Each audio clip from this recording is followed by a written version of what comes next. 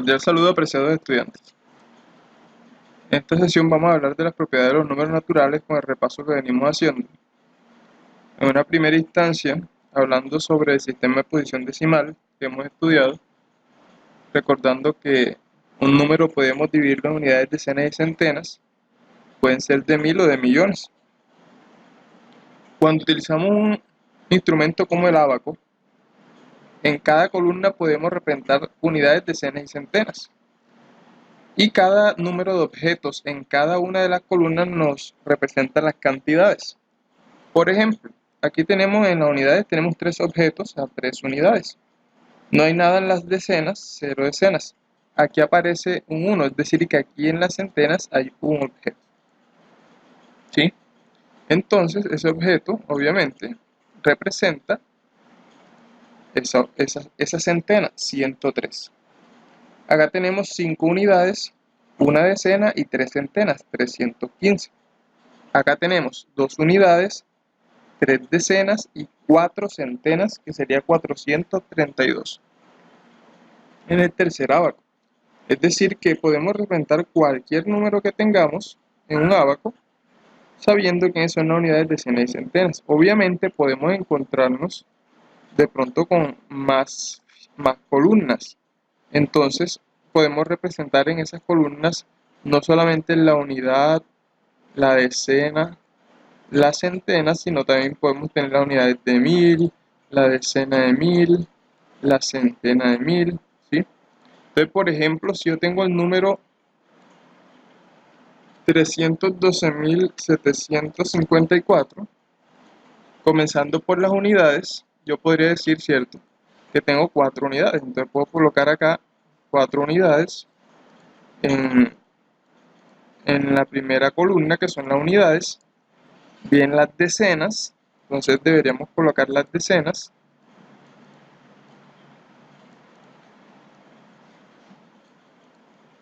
las centenas, en este caso serían 7,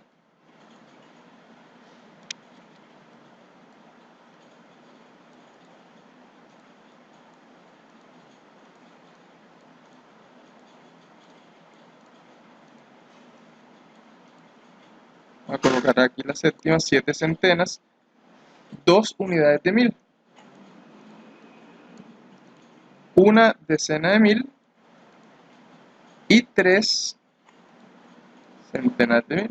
Entonces, de esta manera podríamos incluso tener nuestro número en esta forma, de una manera sencilla, colocando en cada parte las unidades, las decenas y las centenas. Entonces se vuelve un poco más sencillo para entender cómo utilizar esa herramienta.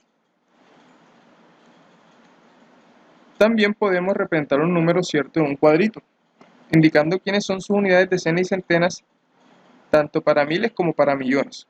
Por ejemplo, aquí tenemos un número que es largo: 0 unidades, 0 decenas, 3 centenas, 0 unidades de 1000, 0 decenas de 1000, 5 centenas de 1000, 3 unidades de millón y 2 decenas de millón. ¿Cómo leemos? Siempre hasta las unidades, ¿verdad? El número completo es 23 y esto es millón, o sea, 23.500.300. Si el número fuera más grande, por ejemplo, aquí hubieron 4, entonces leeríamos 423.500.300, en caso de que hubiera otro número. Es decir, que esto nos ayuda a leer los números también. Miren que este número tan pequeño apenas tiene 5 unidades y 4 decenas. Entonces, ¿qué decimos? 45. Si fuera un número más grande, pues tendríamos que añadir las demás decenas y centenas del número. Por ejemplo, en caso de tener un número grandote, fíjense, acá tenemos un número más grande.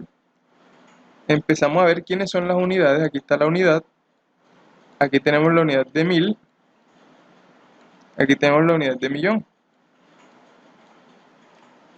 Entonces, leemos hasta la unidad de millón, hay 123 millones. 435.648. Fíjense cómo caemos siempre en las unidades. Si nos da un número un poco más grande, por ejemplo,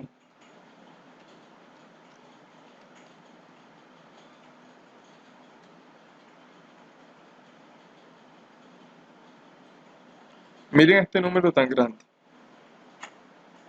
Hasta ahí. Entonces empezamos a ver quiénes son las unidades, ¿verdad? Entonces, tenemos la primera, que es la unidad. Decena y centena. Aquí tendríamos la unidad de 1000.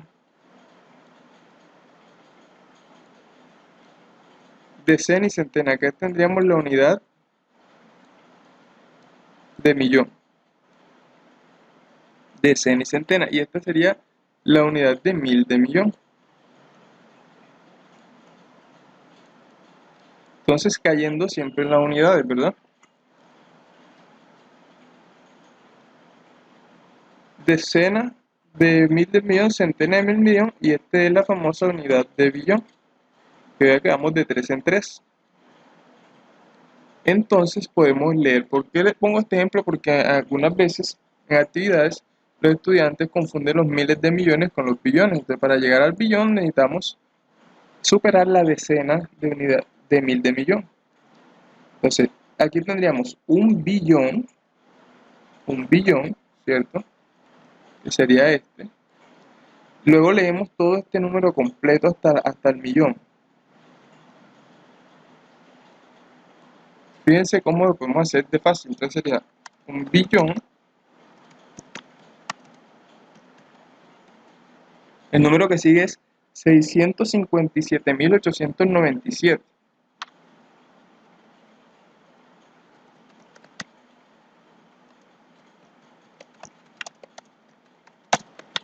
657.897 millones. ¿Sí? Entonces, fíjense cómo lo leemos entero el número. 1.657.897 millones. O sea, lo leemos entero hasta el millón. Y luego lo demás, 564.390. En caso de un número muy grande. Si no estuviera el billón, fuera simplemente 657.897 millones. Y así sucesivamente. Si por ejemplo no tuviéramos esto, entonces fuera simplemente 7.897 millones. Es decir, leer el número completo hasta el millón. Y si está el billón, pues se lee el billón. En caso de tener que hacer la numeración decimal, en ese caso. Bueno, es algo muy sencillo que hemos practicado y que seguiremos practicando en ese sentido para tener esa agilidad de poder representar ya sea con una herramienta un número de unidades, decenas o centenas, o también lo podemos hacer en un cuadrito, siempre mostrando nuestros resultados, nuestros procedimientos de cómo estamos haciendo el problema. Otro procedimiento importante son las operaciones con los números naturales. En esas operaciones, lo que queremos decir es que cuando hagamos algo, una suma, una resta, no nos vamos a poner solamente la respuesta, sino que queremos ver el procedimiento, cómo lo hacemos. En este caso tenemos varios números sumándose, hay otros que también se pueden restar. Entonces lo que vamos a hacer es, podemos hacerlo hasta de 2 en 2, pero mostrando el procedimiento, ¿verdad?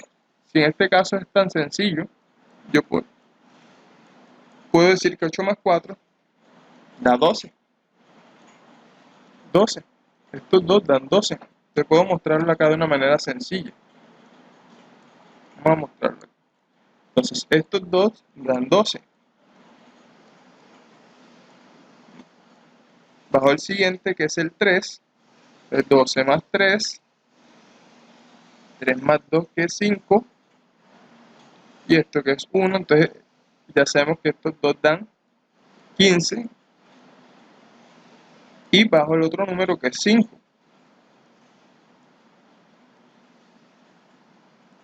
Y ahora sí podemos dar el resultado que es 20, pero fíjense lo importante que es mostrar el procedimiento. Bien, vamos a hacer este, por ejemplo, que no tiene la respuesta acá. 5 más 4, pues es 9, ¿cierto? Luego le restamos 2, que es el número que sigue. Entonces 9 menos 2 da 7. Y le sumamos el número que sigue, que es 9. Entonces 9 más 7 sería 16.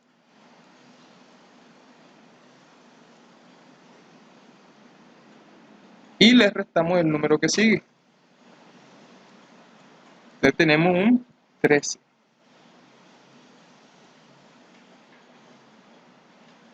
Pero la importancia de hacer el procedimiento para poder obtener una buena respuesta. Ejemplos. Fíjense que yo podría dar la respuesta enseguida, pero lo que queremos hacer es el procedimiento.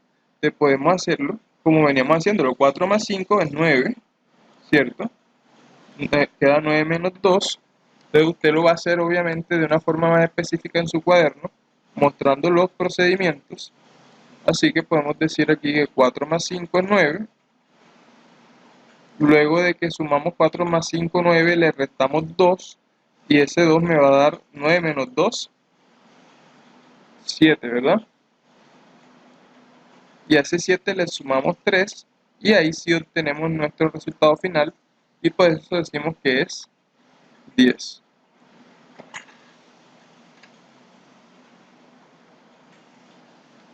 Y así podemos hacer con todos los procedimientos que nos den. Por ejemplo, aquí con este, ¿sí? Por dar otro ejemplo. Entonces, fíjense, lo importante es que hagamos los procedimientos. Por ejemplo, 5 menos 2, que es 3. Le sumo el número que sigue, que es 8. Le queda 3 más 8, que es 11.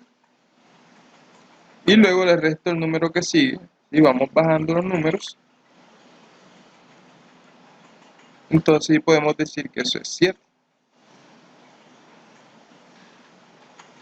Y así sucesivamente con los demás ejercicios. Entonces, fíjense que es un repaso de lo que hemos estudiado, pero la importancia que tiene la posición de los números y la importancia que tiene los procesos en las operaciones, que en este caso son sumas y restas, pero deben mostrar el procedimiento que hacemos para ordenar nuestros cálculos y nuestras tareas de matemáticas. Bendiciones para todos, espero que esta tarea rinda mucho para que puedan avanzar y avancemos juntos.